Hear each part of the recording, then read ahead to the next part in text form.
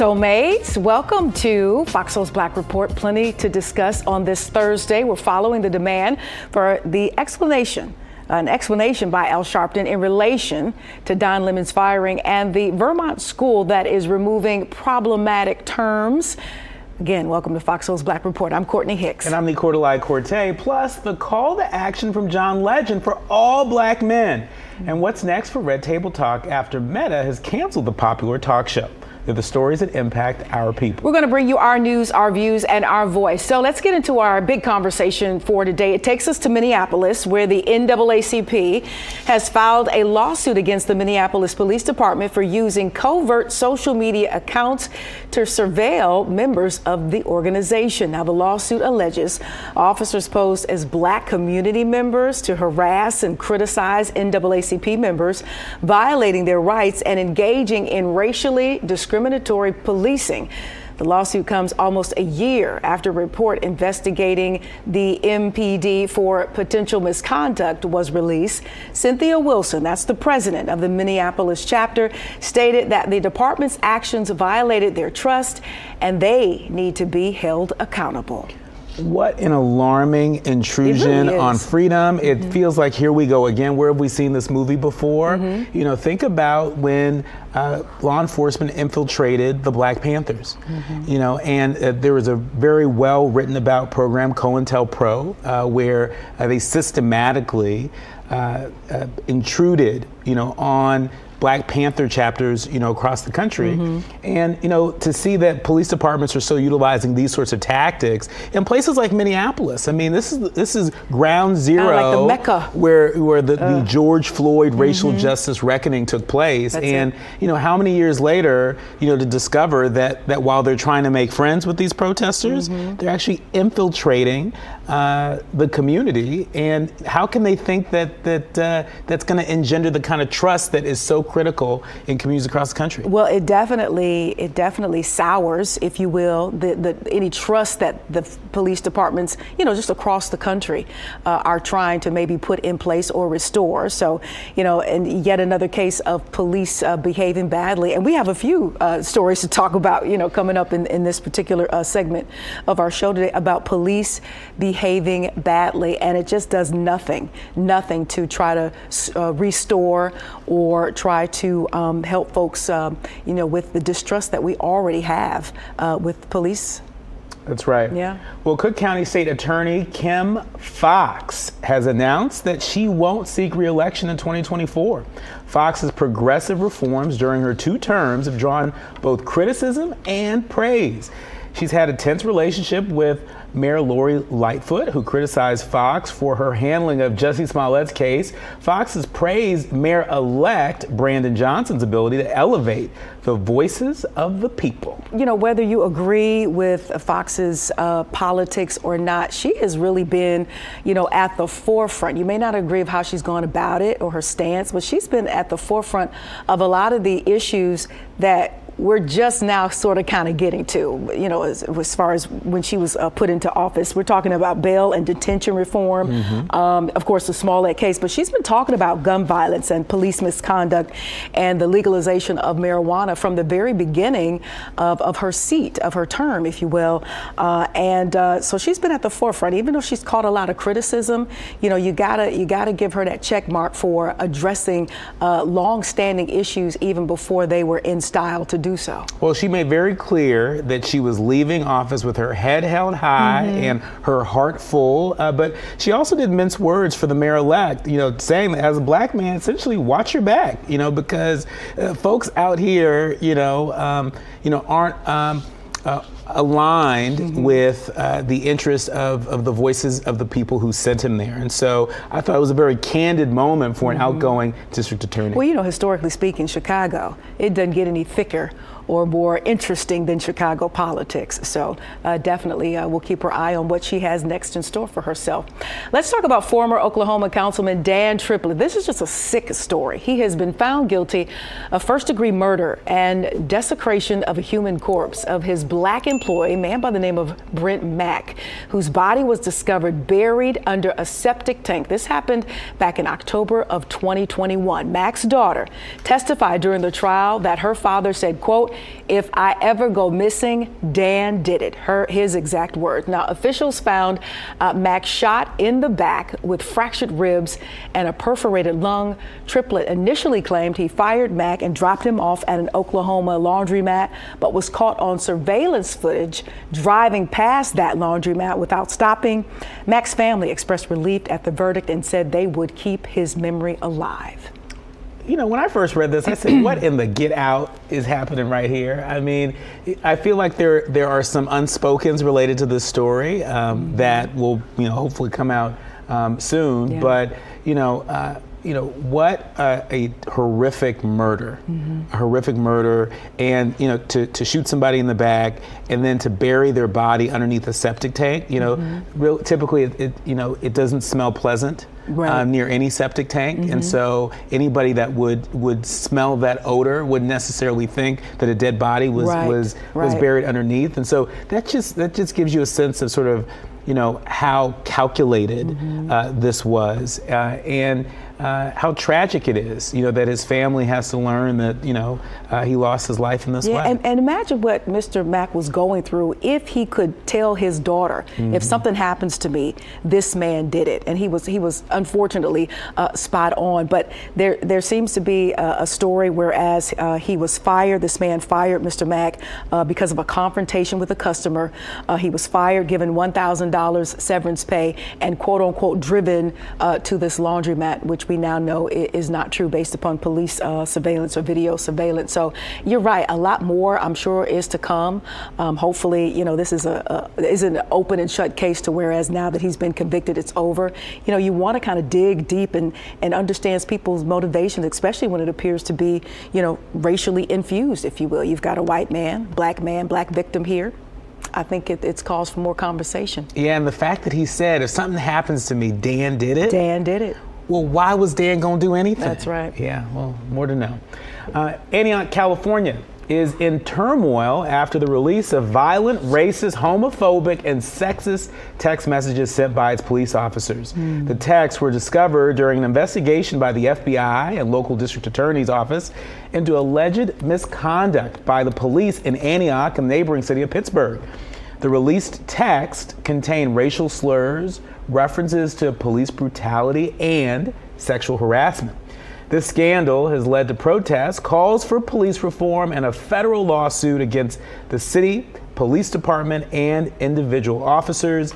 Courtney, Antioch is not very far from where Mama Corte lives. My auntie lives in Pittsburgh. I have plenty of cousins and family members there. And so when I read this story, it gave me chills because this isn't just a few bad apples, as a lot of people like to say. There were over 45 officers that were a part of this text chain at some point in time, of which over a dozen of them were in leadership. And so for all the people out there that say, well, we only got a few bad apples, or well, if we just, have more training, right? That's not going to cut it. At all. I mean, what do we always say? It starts at the top, and specific leadership. One of the culprits was the president of the Antioch Police Union, I want to say. So, this is behavior that is encouraged, behavior that is perpetuated because you have folks at that particular top who are participating in it. And so, again, where do you start? You're going to have to go above, these folks in order to hopefully get these folks reprimanded off the force, especially if they're serving, diverse communities and the very people who they spoke against in these text messages. And so, on the other side of it, let's see it. It's hurtful, it's harmful, it's disgusting, but let's see it so we can understand how people really feel, and that those still left in charge who are in blue can see what we're talking about as a culture. This is nothing new to us, and it is still happening. It is 2023. Yeah. All right, the founder of a California youth sports academy was wrongly detained in his home by LA County Sheriff's deputies after they entered his bedroom at 4 a.m. with guns drawn. 54-year-old Derek Cooper was half-dressed and thought he was going to be killed. He was handcuffed, escorted out of his home, only to later be determined that he was not the burglar suspect that the cops were looking for. Cooper has since filed a claim against the sheriff's department, and a peaceful protest and a march have been organized to demand justice. This is scary. We know how these, knocks at the door in the middle of in the morning or at the night, we know how they have ended up based upon the stories and the cases that we have had to bring our soulmates. And here we have yet another case of police behaving badly. Police behaving badly. This man was 54 years old. He was a grown man, a grown man that was pulled out of his house, sleep in half the bed, naked, right? And who said that he felt like he was less than human. This is somebody who was humiliated. And so, the police say, "Oh, sorry, got the wrong person." Well, so then how does this man heal from that traumatic experience he had, that, dare I say, near-death experience that so many people fear out there, particularly black men and women? As soon as I heard it, I was thinking of Breonna. I was thinking of Botham Jean, who was in his own apartment, and the officer, thought it was her apartment and killed him. And so, even though this man did not lose his life, but just think about the trauma and how this will affect, the rest of his life. And that's what people, especially people outside of the culture, don't seem to think, oh, he wasn't killed and oh, it was a mistake. But this has a ripple effect. And because we have evidence of how it can go very badly with the victims I've just mentioned, it is always the worst case scenario when it comes to us. And those emotional wounds, they run deep. Absolutely they do. Absolutely they do. Well, the family of Rasheem Carter, who was reported missing last year and whose remains were found in November 2022, are demanding justice and more information from officials in Mississippi. Ben Crump is the attorney representing the family. He announced this week that a third set of remains had been found matching Rasheem's DNA. The family had previously been told that an animal had killed Rasheem. But later, officials admitted that they believed he had been murdered. The family has accused officials of misleading them and has called on the Department of Justice to investigate. A protest demanding justice will be held on April 29th. All right, let's shift into something much more lighthearted and positive. Pharrell Williams was honored as the creator honoree at the Grammys on the Hill event in D.C. He expressed gratitude for the recognition, but also used the platform to advocate for important causes such as women's and LGBTQIA rights. Williams says when we can shine an honest light on rights, it's a victory. Entertainment figures and music performers were also featured, including Nile Rodgers' story about his battle with cancer and the power of music before performing Get Lucky with Tank and the Bangers. I mean, just earlier this week, we lost a giant, Harry Belafonte. And one of the enduring parts of his legacy is about using our platform for good, using our platform to advocate for justice. And so I think it's great that Pharrell and so many other folks that are part of the Recording Academy are there on Capitol Hill, sharing their stories, using their platform, using their fame to make it very clear that not only are rights important, but as Pharrell said, rights are endangered. As Coretta Scott King said, it's the job of every generation to fight for our civil and human rights. And so in that spirit, it's good to see Pharrell up there on Capitol Hill. And then to go full circle and entertain the people, because let me tell you something about Tank and the Bangers. Shout out. They are awesome new group. If you don't know about them, Google them, Soulmates. You'll love them. All right. Well, a jury in Washington, D.C. federal court has found rapper Pras Michelle guilty on all 10 counts, including conspiracy and acting as an unregistered agent of a foreign government. Michelle was accused of funneling money from a fugitive Malaysian financier through straw donors to Barack Obama's 2012 re-election campaign, then trying to influence an extradition case on behalf of China under the Trump administration. Testimony from high-profile individuals like Leonardo DiCaprio and Former U.S. Attorney General Jeff Sessions was heard during the trial. Michelle's defense argued he received bad legal advice, but plans to appeal the verdict. Gosh, as celebrated and as a part of the, hip hop culture and fabric that the Fugees are, there was always something very heavy about the Fugees as collectively and individually speaking. Lauren's story, Wyclef's story, and now Praz's story. And this just sounds like an FX series. Snowfall just ended. God bless Assad. It sounds like something from out of the FX series. It sounds like something 50 Cent can.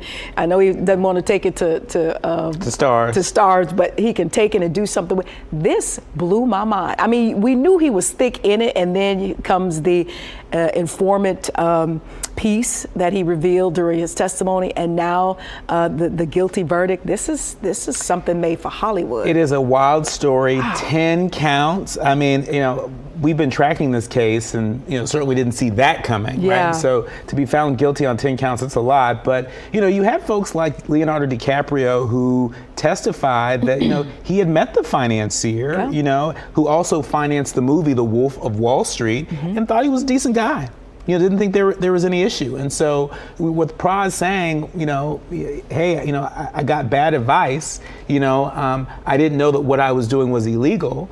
Who knows where this case is going to go on appeal. It certainly has had a lot of plot twists in this case thus far, but it's sad to see, Praz convicted of 10 counts. Yeah, that's a lot. It's heavy. I'm sure more to come, especially with, like you said, any appeals and some sentencing that could follow as well. Yeah. My goodness. All right, up next, a decorated Olympian forced to give up her medals. That's right. We'll tell you why Tara Davis Woodhull is being stripped of all her titles when we return. You're watching Fox Soul's Black Report.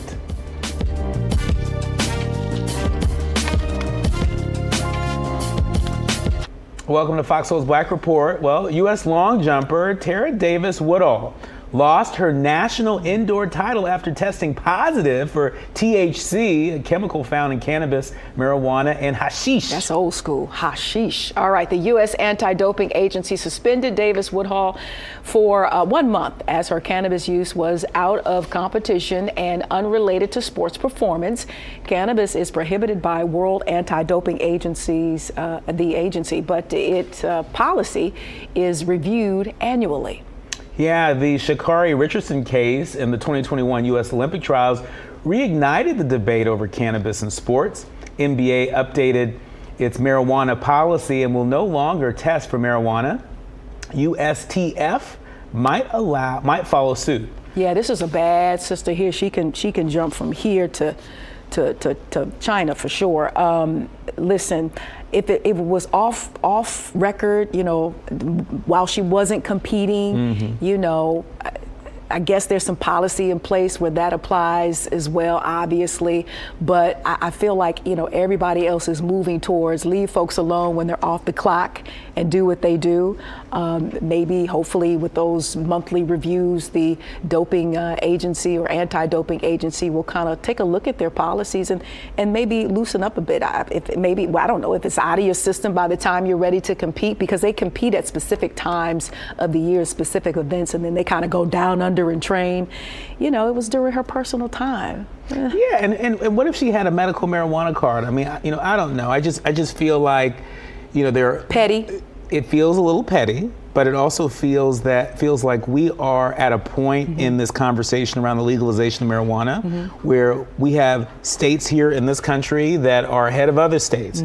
There are countries around the world that are ahead of other countries. And so I think, the World Anti-Doping Agency really needs to reconcile that because there are a lot of great athletes out there, that are going to be, stripped of their titles and are going to lose the opportunity to compete, because they are, engaging in use of cannabis or hashish or marijuana, whatever you want to call it, on some level. Does it really rise to that level where they should be reprimanded in this way? I think it's a very important question. Good question.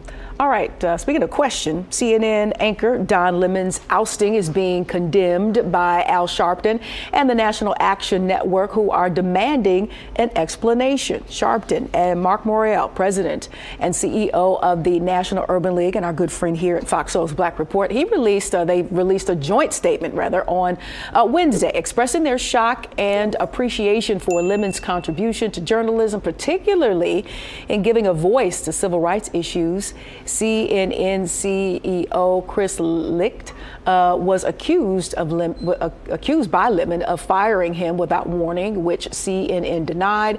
Lemon faced criticism for making offensive comments and for allegedly abusing female co-workers. Sharpton and Morrell called for transparency in the decision to let him go. Lots to unpack. Yeah. It was one of the biggest stories of the week, if not. Yeah, absolutely. I mean, between his firing and Tucker Carlson, which a lot of people said that's a false equivalency. These are two different reasons scenarios that they were let go. But, Al Sharpton and Mark Morrell said they want more information on how the decision to oust Lemon was made. You know, and I know we don't own these chairs. We serve at the pleasure of. And so, when your time is up, your time is up. But I think a lot of folks just want to, make sure that Don Lemon was treated fairly. Obviously there's been talk in the news about, some accusations of misogyny on his part and his relationships and lack thereof with some of the female folks over at CNN and some of his co-anchors. Was this a solution to a problem?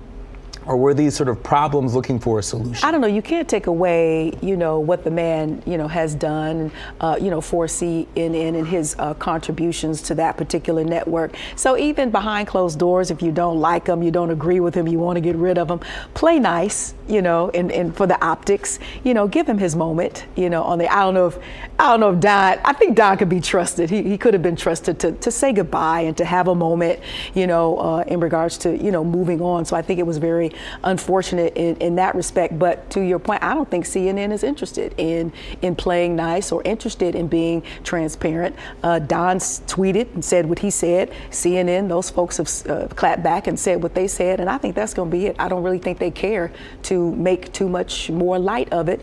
Don was just on the Time 100 most influential folks on that red carpet and said, hey, it appeared as though he's let it go, at least how he expressed that on the red carpet, and that he's ready for his summer and he'll see what comes next. So.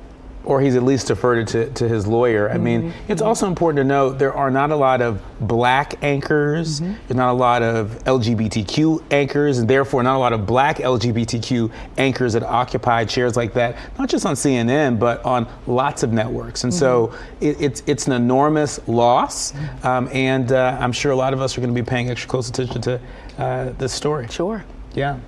Well, the Walt Disney Company is suing Florida Governor Ron DeSantis and other state officials, alleging that they're harming the company's business operations.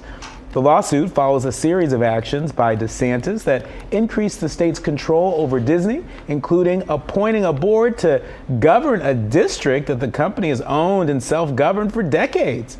Disney criticized Florida's parental rights and education law and vowed to work to repeal it. DeSantis criticized Disney and voided development contracts that Disney made. Disney's lawsuit alleges that the legislation was enacted in retaliation for the company's exercising its rights to free speech. All right, soulmates, let's go to Vermont. Yes, Vermont. The Excess Water for Westford School District has informed parents that certain lessons would remove the terms male, female, and other similar phrases, which caused outrage on social media. Now, in an effort to align the curriculum with their equity policy, the district will use gender-inclusive language throughout the science health unit focused on puberty and the human reproductive systems.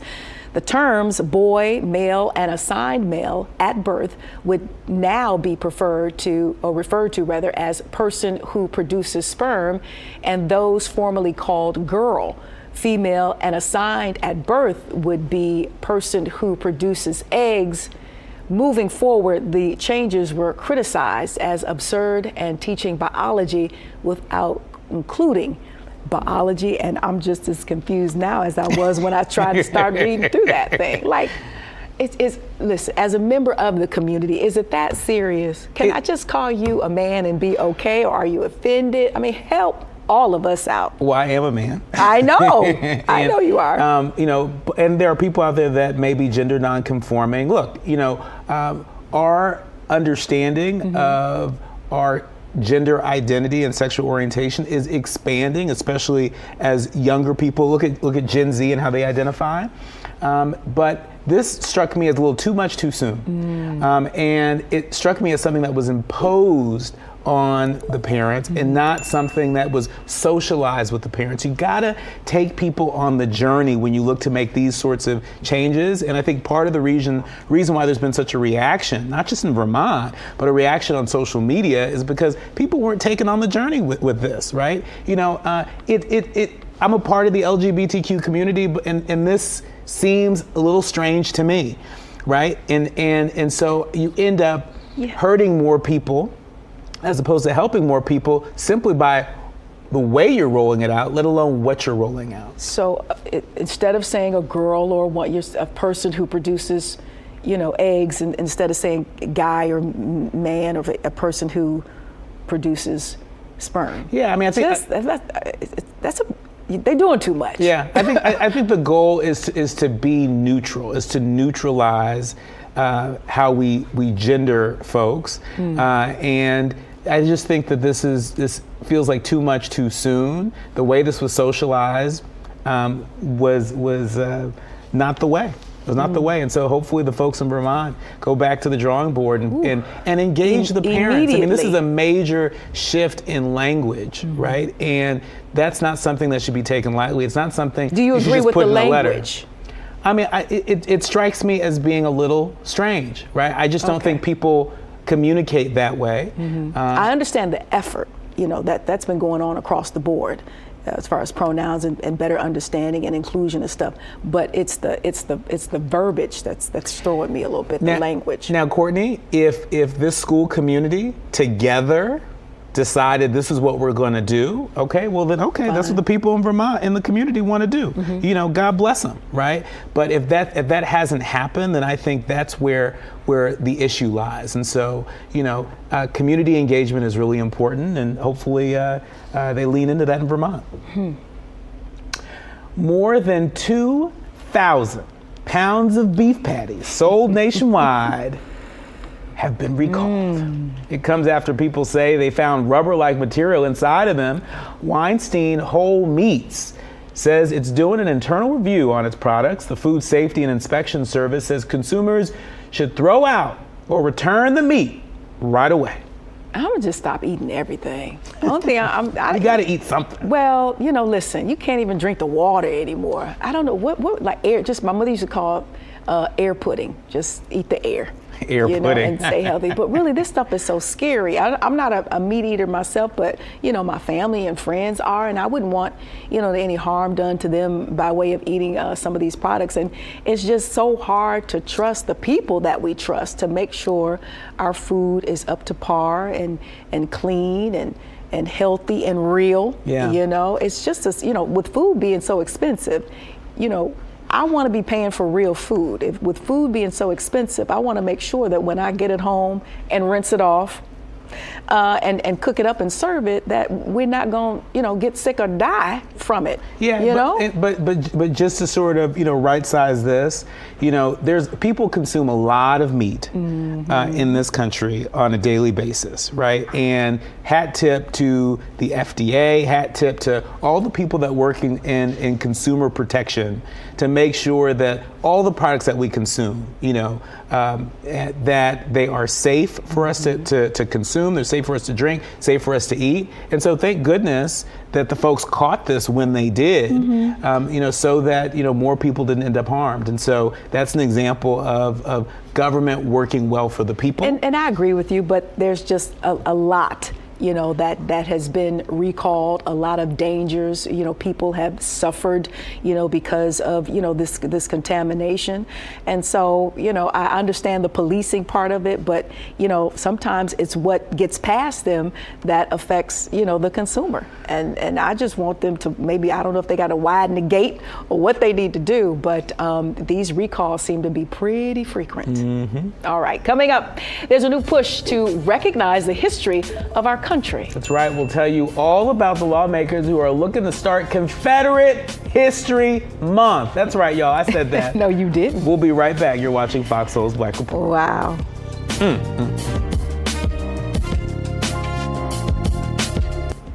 Welcome back to Fox Soul's Black Report. Well, EGOT winner John Legend is speaking up for women's reproductive rights. This week at Time Magazine's Time 100 Summit, the father of 3 was asked about the role of men in the war on women's reproductive rights. So he stated, quote, "We have to speak up for reproductive rights, absolutely."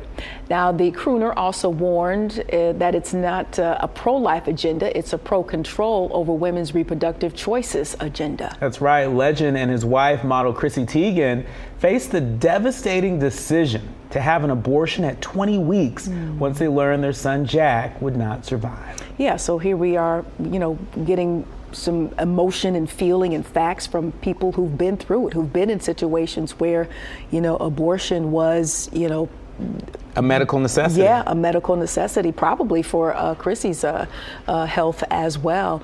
And I agree with John Legend.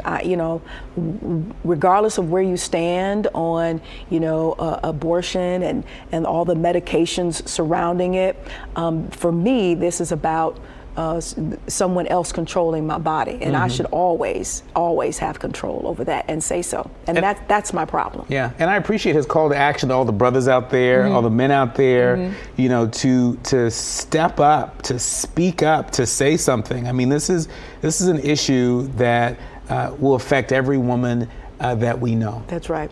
And for us to be silent, for us to turn a blind eye, for us to judge a decision that really, I agree with you, a decision that I think only a woman can make, is not becoming, of, the kind of support system that we want to be to our sisters in this country. And so, I appreciate John saying the quiet part out loud. All right. Let's go to Tennessee, where lawmakers have decided to hold up the banner of Confederacy. The state recently issued a Confederate History Month proclamation with a document that says nothing about slavery and calls the Civil War a 4-year historic struggle for state rights. Now, in February of this year, 2 state senators issued a formal proclamation commemorating April 2023 as Confederate History Month and encourage all Tennesseans to increase their knowledge of this monumentous era in the history of the state. So we were giving them praise for what did they for Juneteenth and all, but on the underbelly of it all, they were still up to their old ways. They threw you out a couple of nuggets, but then herein lies what they really on. Are you serious? I mean, I think it's offensive. It's offensive. Confederate History Month in 2023. We want to celebrate our Confederate heritage. I mean, they know what they're doing, and they know that the Confederacy is a symbol. The Confederate flag is a symbol of that whole era of nothing but torture and trauma and lynchings and the dehumanization of Black people. And so for them to pass legislation making Juneteenth a state holiday in Tennessee, and then have the nerve to pass a bill making Confederate History Month a thing in Tennessee, which makes me feel like we should slap in the face. There's no other way to look at it. That something is something is always a setup. Like we heard the Juneteenth and we were like, okay, Tennessee, we see you. And then here they come with this agenda, and I misspoke.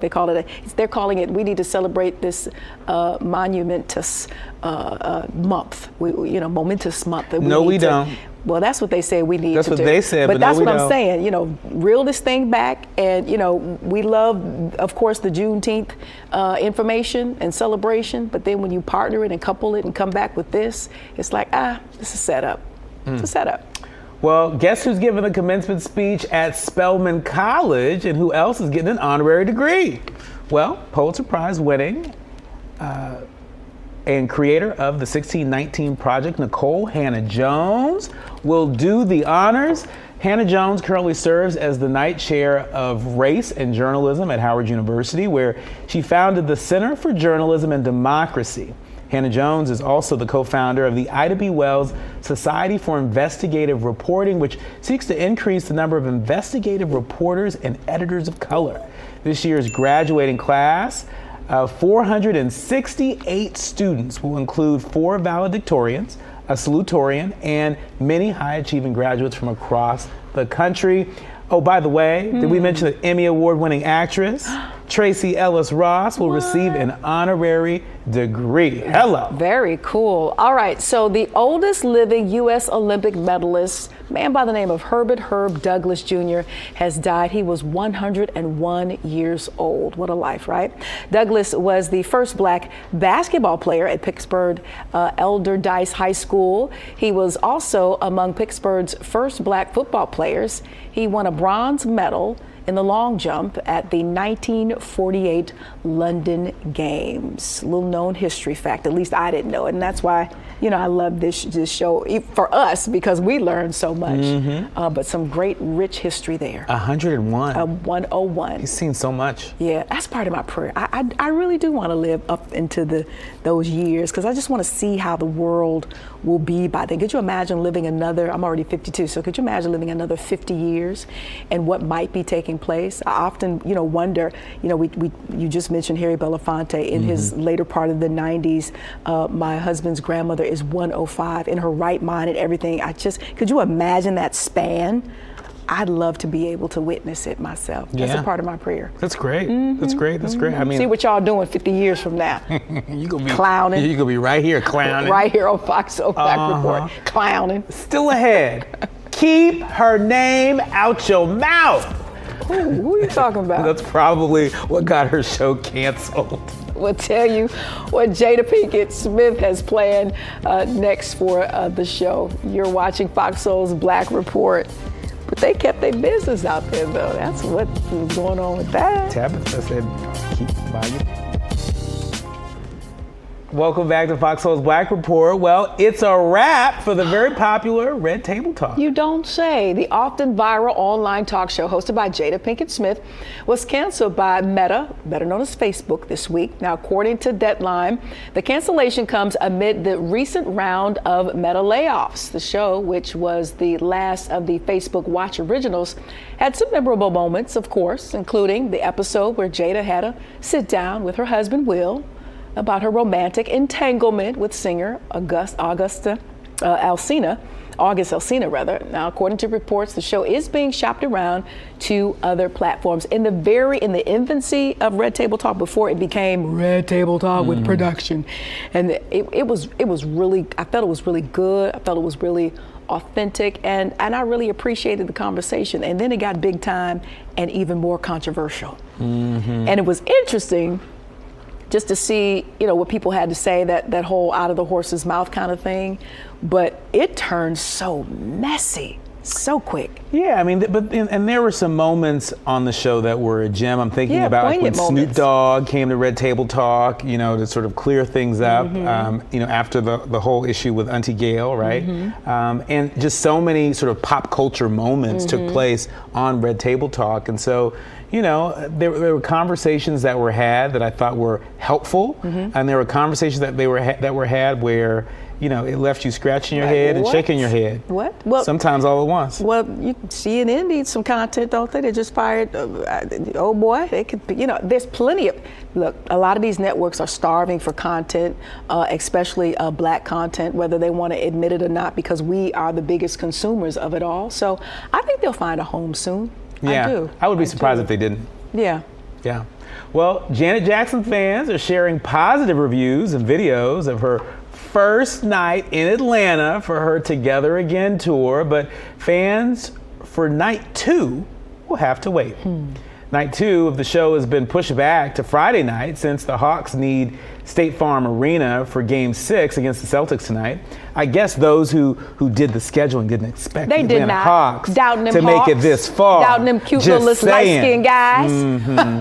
Either way, those who can't make the new date are eligible for a refund. Yeah, listen, the Hawks are showing out. They are showing out, and it's just a great moment for them. And this happens often, especially for the soulmates who stay, in cities where there are big arenas like this, and they're multi-purposed, if you will. I remember, hockey games here in Detroit, events being pushed back because the hockey team or the Pistons went a little further than expected. So it happens all the time, and I think the Janet fans will be able to hold tight because of the Hawks. I mean, this is big. So Hawks, Janet, knowing you'll get to Janet. Let's give it up for the Hawks right now. I mean, it's a great week. It's a great week for fans all across the board in Atlanta. You get a 2 for this week. Yeah, man.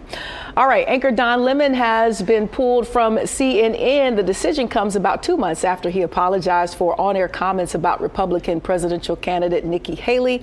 Lemon, who's been with CNN for 17 years, said he was stunned by the move, but says he has no regrets about being let go from the network, saying, quote, "I'm a survivor." Last night, Lemon made an appearance on the 2023 Time 100 Gala red carpet.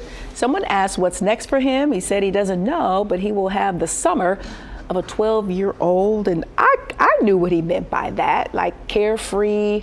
It kind of reminded me of the coming of age movies, the Goonies and stuff like that. So of course people took that and kind of ran with it and thought it was they were a little weirded out or thought it was a little, creepy. Yeah. But I got what he meant. He was holding the hand of his partner and they were going to ride off into the sunset. And I love his honest, transparent, answer. I don't know. I don't know what's coming up, but this is what I'm gonna do right now. Yeah, and he during that interview on the red carpet, Don, really seemed like he was ready to move forward, right? And I was actually surprised at how there didn't seem to be a hint of bitterness. Yeah. He didn't seem to be Monday morning quarterbacking at all. He really seemed to be focused on the future. And 17 years, that's a long run anywhere. Yeah. And that's why I said earlier, especially in TV. When we were talking about Reverend L. Sharpton and Mark Morial wanting, some explanation.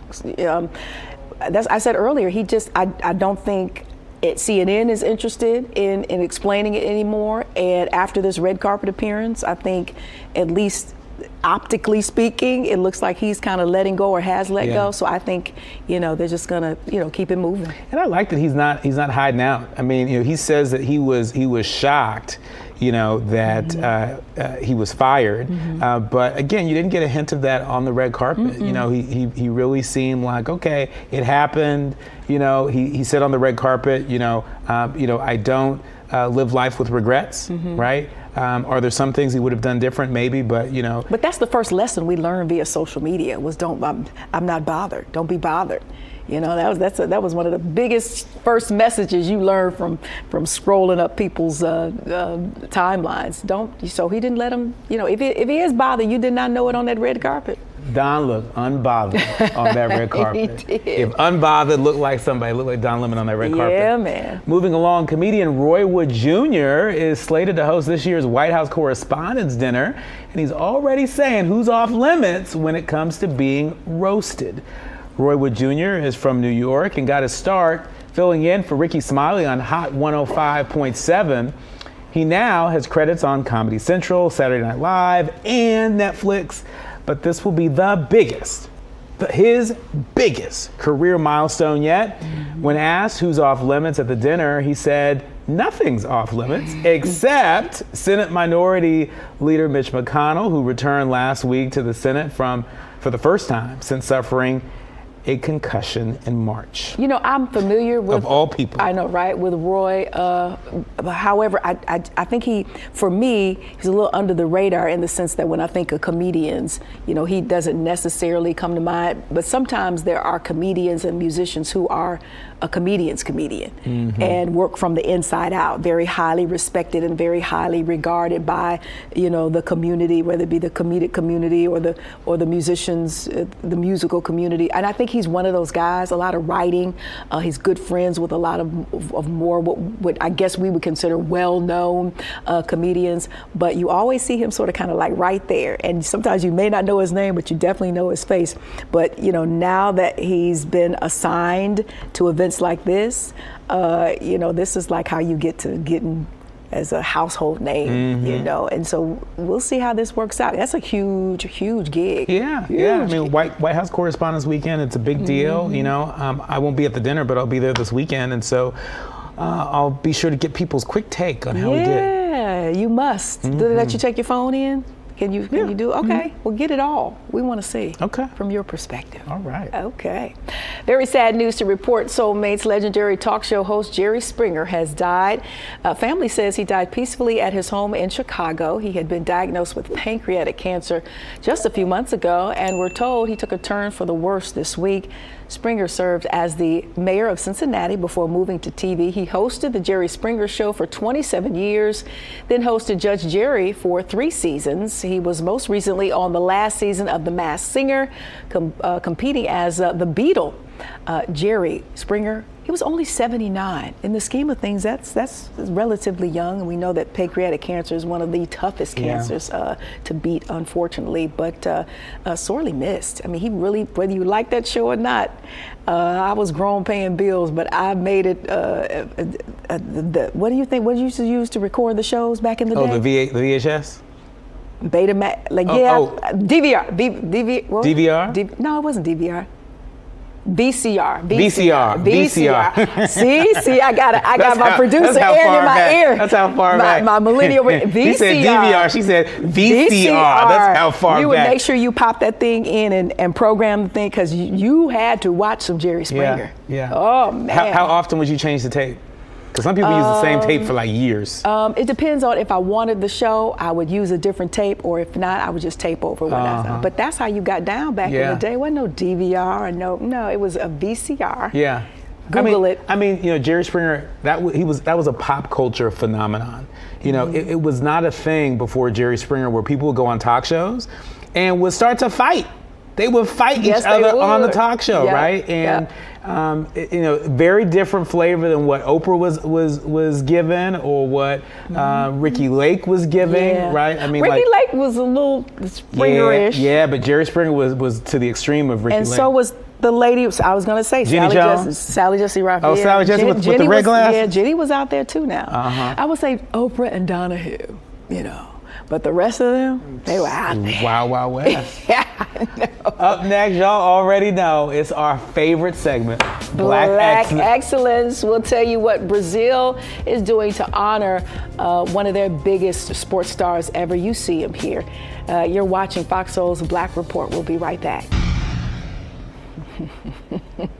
We're still talking about VHS tapes. We are. I had a collection of VHS tapes. You did. We know. You better not tape over my shows, my stories. We ain't gonna I was General Hospital and all them. That was my jam. One life to live. Really? Okay. Well, welcome back to Fox Soul's Black Report. The name Pelé has been added to the Brazilian dictionary as a word meaning the best. Absolutely. Now, the death of the legendary soccer player happened back in December of 22, and it left the world mourning, especially his home country of Brazil. Brazilian dictionary is making sure future generations are forever aware of his greatness. The move to add Pelé to the dictionary came after a campaign to honor the legend's impact on the world, even beyond soccer, received more than 125,000 signatures. That's right. Pelé won 3 World Cup titles and set the record for the youngest player to do so at just 17 years old. He will always be regarded as soccer's GOAT, greatest of all time, and considered by many to be the greatest athlete in history. You learn something new every day. Of course, I know about the legacy of Pelé. I did not know he won those titles at 17 years of age. Yeah, he was a force. He was a force. And my dad loved Pelé. My dad played soccer. And, you know, soccer is like football in Africa, right? It is a big deal, right? And so that was my introduction to Pelé. Yeah, and no matter how much America tries to impose our football, as in the pigskin, you know, football, the rest of the world is like, no. It's soccer for us, thank you. I mean, the NFL even goes over there and they do, you know, the games, the goodwill games, and they'll have a game during their season over in England somewhere. And the people will show up, you know, those guys are superstars over there too. But as far as football is concerned, it is a round black and white ball.